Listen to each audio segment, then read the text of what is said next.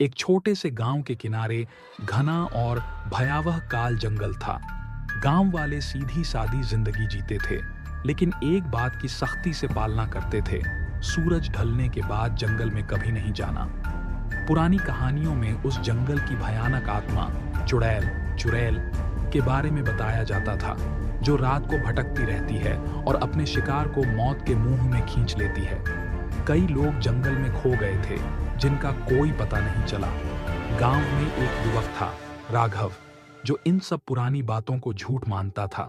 एक शाम जब सूरज पहाड़ियों के पीछे छिप रहा था, उसने अपनी बहन मीरा को जंगल के किनारे गायब होते देखा।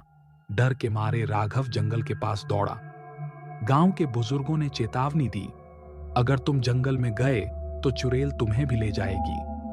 लेकिन बहन का प्यार और हिम्मत डर पर भारी पड़ गई।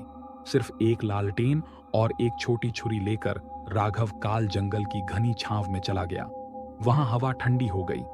अजीब अजीब आवाजें सुनाई देने लगीं, फुसफुसाहट, ऐसे कदम जो उसके नहीं थे। जैसे जैसे वह अंदर गया, पेड़ ऐसे लग रहे थे जैसे अपनी हड्डियों की उंगलियां फैलाकर उसे पकड़ने को तैयार हों। धुंध में एक हल्की सी लोरी सुनाई दी। अचानक एक फीका साया दिखाई दिया। एक महिला जिसके लंबे उलझे बाल थे, खोखली आंखें और पैरों की उंगलियां उलटी थीं।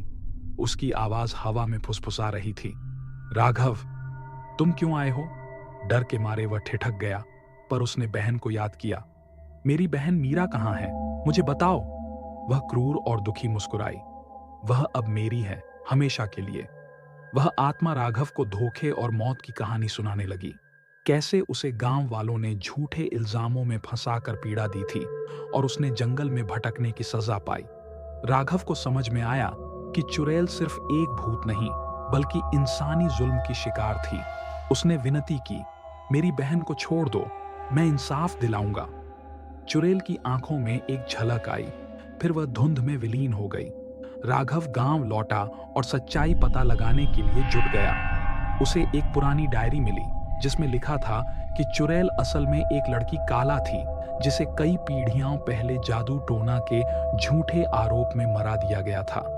गांव वालों ने उसे जिंदा दफना दिया था। यही श्राप की जड़ थी। राघव ने गांव वालों को सारी हकीकत बताई। सबने मिलकर काला की आत्मा को मुक्त करने के लिए एक रीत संपन्न करने का फैसला किया। अगले पूर्णिमा की रात गांव वाले जंगल के किनारे इकट्ठे हुए। वे प्राचीन मंत्रों का उच्चारण कर काला की हड्डियों को दफनाया और धूप दीप जलाए।